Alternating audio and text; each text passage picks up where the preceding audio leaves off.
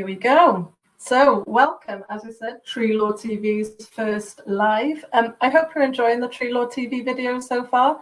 If you haven't seen any, then please check them out on my LinkedIn profile, or you can hop over to, excuse me, Tree Law TV and check them out on YouTube.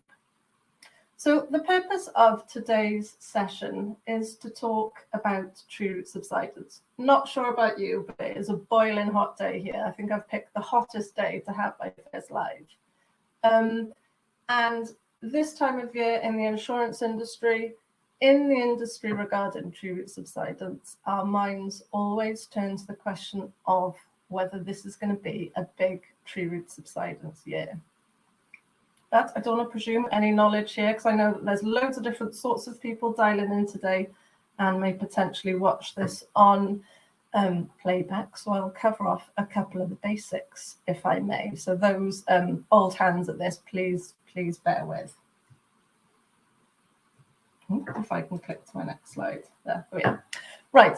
So what factors are needed for a property to be at risk of tree root subsidence? Well, in a very basic, the basic sort of synopsis is you need to have a domestic property built on a shrinkable clay soil with a tree in close proximity whose roots might grow underneath the foundations of that property, because it's the drying out of the clay soil underneath the foundations of the property which can cause the issues. So it usually comes to this time of year. We're all looking at the weather for reasons of, shall we have a barbecue this weekend, for example. I know my husband is keen to barbecue because it's due to be hot this weekend. Are people getting their hot tubs out? And then in the insurance and the local authority tree owner world, it is, oh my goodness, is this going to be a subsidence summer? So it's the likes of the Daily Mail and the Sun that have those salacious titles, the headings on the newspapers, phew, it's a scorcher. Are we going to start to see those? Thinking back to the last surge event, that was back in 2018, and it was around probably the 24th, 25th of July that the newspapers were reporting that the surge event was starting, and that a significant ramp up in numbers in terms of tree root subsidence claims was starting to be made to the insurance industry. So what do we know? I mean, looking at the date on my watch, it's the 8th of July. Are we going to see that this year? I would say it's not looking likely that that's going to happen as early as it did in 2018. I think we're coming into the summer off the back of a wetter winter.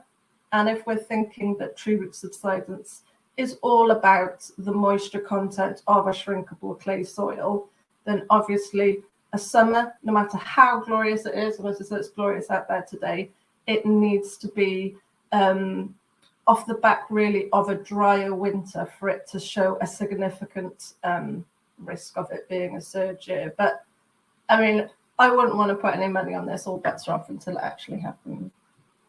So there's my sort of surge risk monitor. In the insurance world, and probably outside the insurance world, the Met Office track the soil moisture content of certain, well, soils across the UK, but a certain area of soil in the southeast of England is tracked throughout the year for its soil moisture content.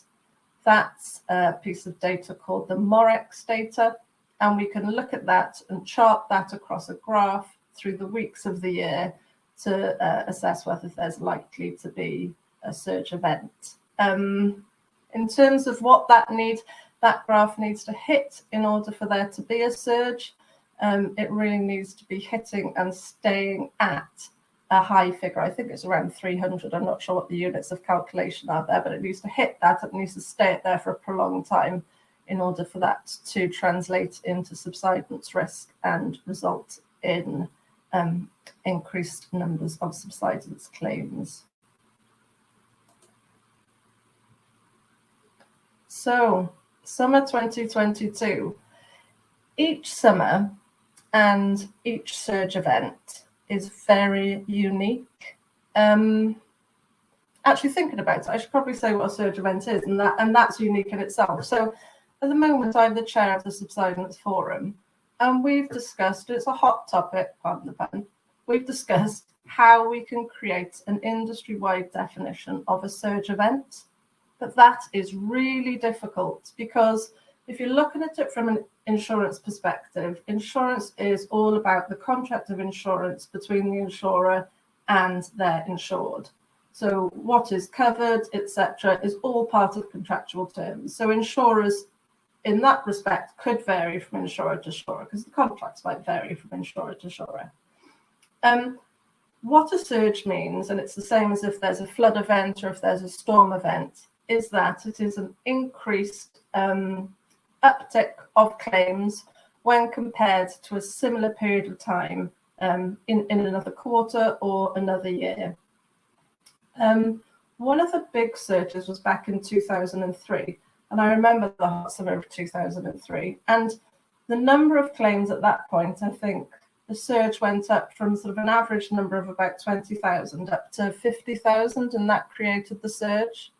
Whereas then looking at 2018, the numbers that created the surge were less than the numbers that created the surge in 2003, because the world was different in 2018.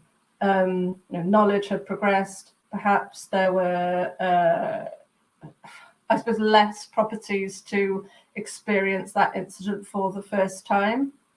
And I think that's where we're getting to now. 2022, what's that? 4 years since the last surge in 2018.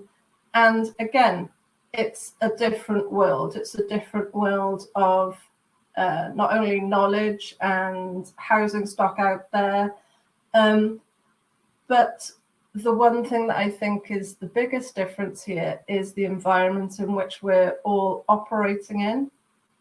I think there can't be many people out there that would disagree, and I certainly hope that there aren't, that one of the biggest issues facing all of us at the moment is climate change. And that's not, in my opinion, that's not a future issue that we need to worry about for the generations that come after us. We hear lots of talk about our children, our grandchildren. This is an issue now. So where we're talking about tree root subsidence, which is a peril, which is entirely related to the weather.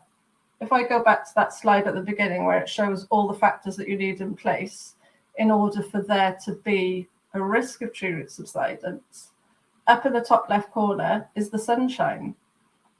And if we're looking at sunny days, if we're looking at dry winters leading into hot, dry summers, and we've got the southeast of England experiencing extreme dry weather, then that really is something that is only set to change more and more as climate change progresses.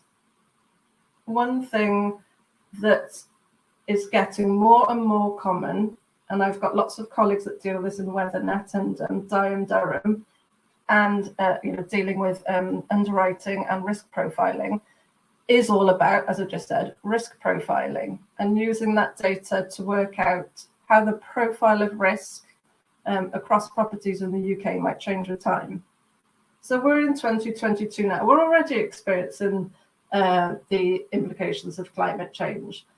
I'm sure I saw on a piece of news, it's difficult to remember whether that was on social media or whatnot, that there is a chance of one area in the southeast of England actually having a temperature hitting 40 degrees this summer. I mean, that is, and I wouldn't say that, I suppose in the UK that's unheard of. And it's projected that 40-degree days are going to get more and more with the coming years. And that's where you get this intrinsic link between climate risk and tree root subsidence.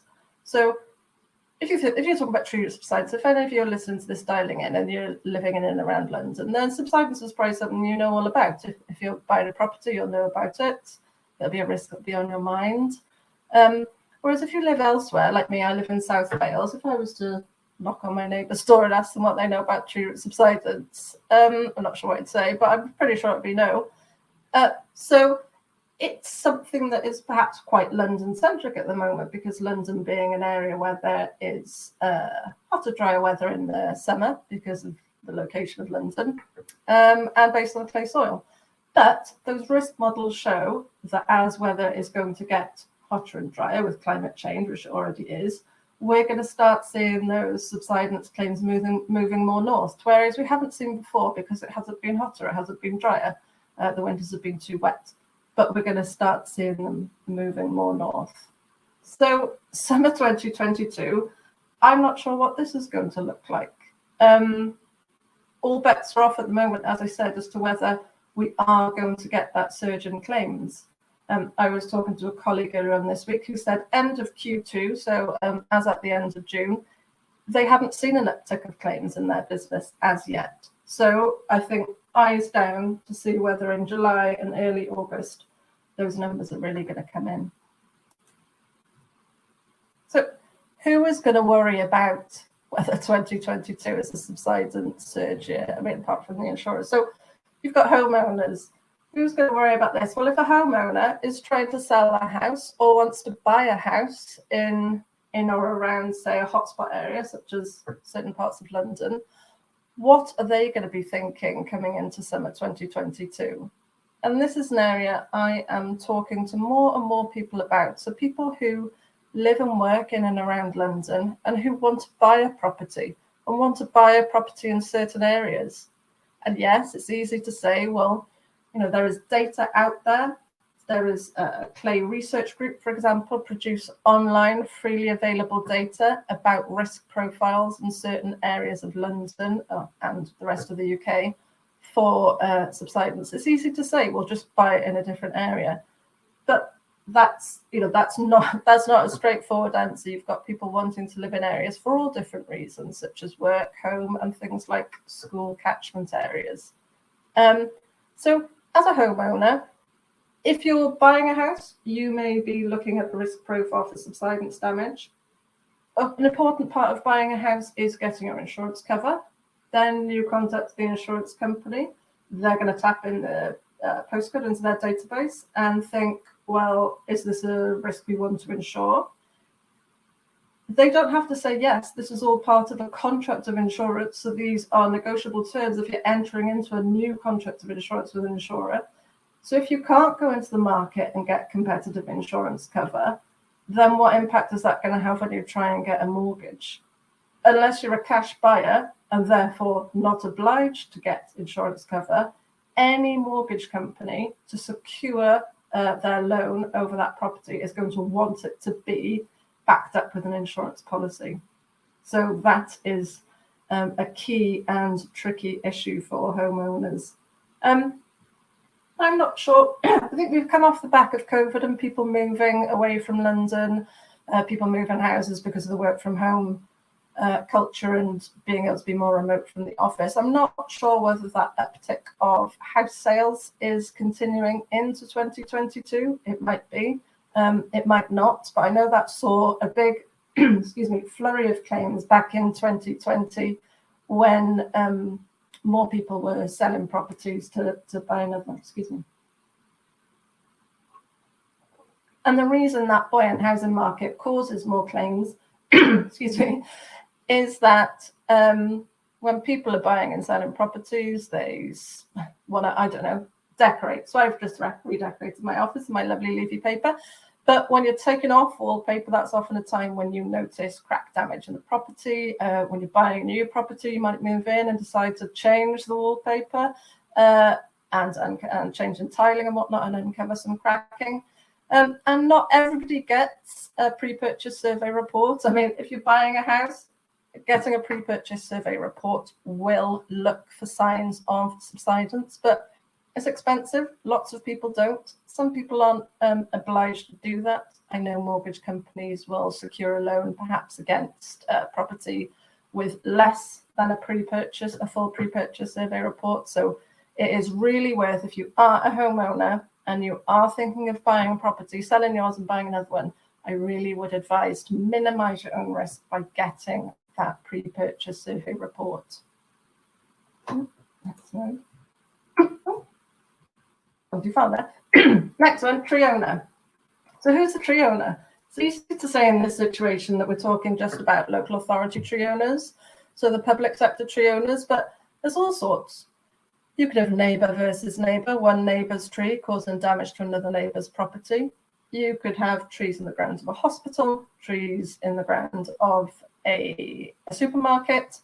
So a tree owner really could be anyone that owns a tree. So how is the risk of a surge period in 2022 going to affect tree owners? Well, whilst this picture doesn't depict street trees, because I've used my nice little rabbit icon, a little bee, and a little wood mouse there in the corner. I think this is really going to start to put local authority tree owners under significant pressure. So, as I said before, no two summers are the same. Each summer is different. Summer 2022, I think we've got local authorities in periods of austerity like we haven't seen them before. And also in England, I'm based in Wales, but in England, you have got local authorities who are dealing with a lot of new legislation and guidance, which is coming into play. Well, we've got the Environment Act, which is a nationwide that affects the whole of the UK. You've got the England Trees Action Plan. You've got the Queen's Green Canopy Initiative. So everything is on. Plant trees, increase canopy cover, because it is that canopy cover which is going to do things like keep temperatures down in urban environments in the summer. And as I said earlier, if we're going to top out at 40 degrees in London, then canopy cover is critical for the longevity of parts of London, for people to be able to live in comfortably. I think canopy cover can reduce temperatures in urban environments by, I think it's just under 10 degrees centigrade, so it's a significant amount. So if we have got local authority tree owners with less money, perhaps less members of staff in their team, and needing to manage not only their current tree stock, but also hitting targets to plant more trees, using their same budget for things like managing other aspects of tree ownership, such as managing things like ash dieback and safely removing dead and dying ash trees, perhaps, then this is just going to put more and more pressure on those local authorities. Groups such as the London Tree Officers Association, which Tree Law, I am a member of the LTOA. The LTOA is working to produce a new draft of the tree root subsidence risk limitation strategy, which is all about trying to streamline the approach of evidence so that when an approach is made to a local authority for tree works or tree removal, that certain generic standards of evidence are gathered and given to the local authority to consider to try and speed things up. It's a really difficult one, though. You can look at trees and you can say, does that tree cause damage to that property? But a tree is far more than just a risk factor in damage to a property. As I've shown there with the beautiful sort of environment of the bees, etc., trees provide ecosystem services. So it's not just, do they look nice? Does a pretty tree near my property raise the value of my property because I live in a lovely leafy area? It provides a habitat for animals. It provides shade in the summer. It attenuates the risk of flooding at wetter times of the year. It can help remove pollution from the atmosphere. Pollution is a significant killer in the UK. And also those benefits which perhaps feel less tangible. So those other ecosystem service benefits, such as the improvement of mental health. I think that was something we hadn't thought too much about before COVID. And then when we were all locked down, not able to do anything other than enjoy our green spaces, it really made us realize what the value of those spaces is. So then the third in my trilogy of people affected by a possible 2022 surge, so we've got the homeowner, we've got the tree owners. Last one is the insurers. Perhaps the least liked of the three in terms of, well, I suppose in terms of those affected, but nobody likes making a claim on their insurance, and I wonder what we are going to see. So, insurance cover, everybody knows what an insurance policy excess is. It is a small amount of money that you've got to pay in order to be able to begin your insurance claim. So subsidence claims, true subsidence claims, they're expensive. So that policy excess is likely to be a bit of a chunk. It's likely to be at least £1,000. It may even be more. So again, as I said before, all years are different. 2022, we are in a cost of living crisis. So that makes me think, how many people are we going to see who are putting off making claims to their insurer because they know their insurer is going to either ask them to pay front up £1,000 or more, or is going to take £1,000 perhaps out of a cash settlement if a claim is settled. So query whether that cost of living crisis is going to see an impact on the claims that we see. But again, as I said earlier, insurers are up against a really, really tricky task. So the way insurance works, you've got your actuaries assessing risk, that feeds into the underwriting of risk, which feeds into what policies the insurers are willing to offer. But you've got these insurers living in a constantly changing time. Weather isn't weather. Climate isn't climate. We are in a climate change emergency. The ABI, the Association of British Insurers, have said that the emergency is severe. It is severe. So you've got the insurers who are very risk-orientated, data-driven, constantly thinking, well, our data is based on claims in the past, but we know that summers going forward aren't the same as the summers in the past. So how are we assessing risk? So this is putting the insurers in a really difficult position. How they accurately assess risk for being able to provide cover, but then also thinking past that, presuming they are on cover, they are providing that cover, then how the insurer goes ahead and carries out the repair works. Because again, and like I said numerous times, we're in a climate change emergency, and the insurers are going to start seeing their own customers who are going to be putting them under pressure to make sure that sustainable solutions are put in place. And perhaps sustainable solutions aren't going to tolerate tree removal as much in order to solve tree subsidence. So that's my last slide. Friend of the environment. Everybody is, we all need to work together to be able to I suppose, preserve trees, preserve the environment, and continue to deal with these tree subsidence claims, but in a sustainable way. I don't know the answers there. I don't know what that looks like, but that is the challenge that we are all faced with. Let me just turn off those slides. I've got quite a few comments. Sorry. This is new, so I haven't been able to chat. Right. Looks like some people had me frozen. Sorry, everybody. Let me see what questions I've got. We've got a LinkedIn user there, unknown LinkedIn user, who's saying about 41 degrees. Oh my goodness, that's on Wales Online. That means that's where I live. So as I was saying earlier, if there is a chance of temperatures topping out at over 40 degrees, then that seems quite new. But if we've got suggestions of 41 degrees, then for some of you dialing in from other parts of the world, perhaps that may not be so shocking, but really that is incredibly hot if it is something that specifically happens in South Wales. I'll have to get my shorts and t-shirt on for later on this weekend, I think. Well, we've got John Asperian there commenting, well done on the LinkedIn Live, tree law going from strength to strength. Cat on, hi Cat. I probably frozen. I hope you managed to get back on. Sorry if I have frozen, so sorry. This is just all sort of tech issues.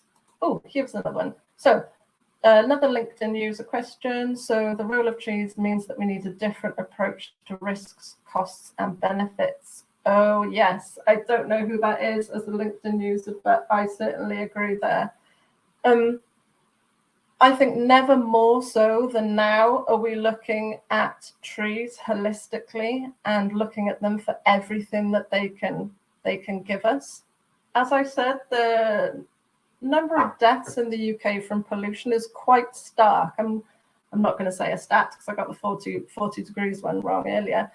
But if trees, one of their functions is that they can help remove pollution from the atmosphere, and if they can help do things like attenuate other surge climate-based perils such as flooding, they can provide shade in the summer, they can make people happier, they can reduce the costs on the NHS because people's mental well-being is stronger, then that is surely something that makes them an asset that should be protected. And interestingly, so the Environment Act went live just after COP26 last year in around November, and then relatively recently, in the last month or so, we had the Levelling Up Bill went live, and there are seeds of change across across both of those, which enable us to start assessing urban trees as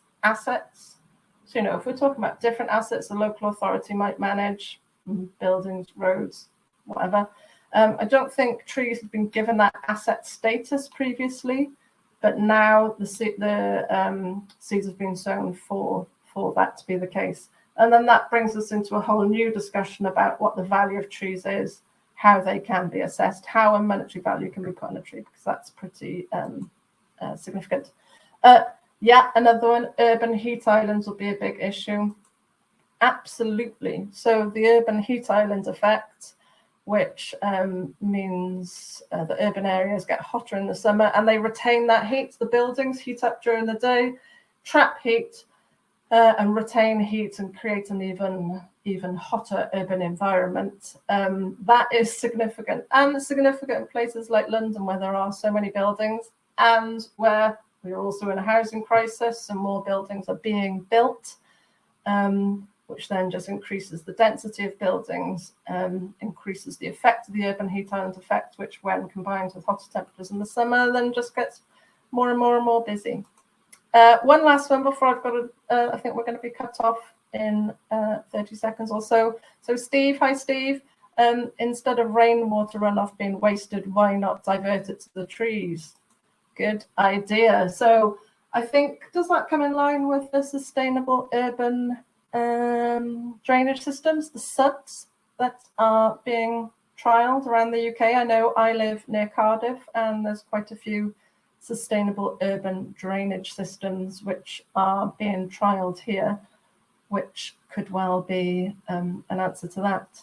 I don't know if I'm going to be cut off after 30 minutes, but if I am, I probably need to start bringing this session to a close. Can I just thank all of those of you who dialed in and all of you who perhaps got frozen? Sorry about that. Obviously, my Wi-Fi didn't hold up at times, but thank you very much, everybody. And feel free to watch around catch up. And thank you for dialing in and have a good Friday. Bye.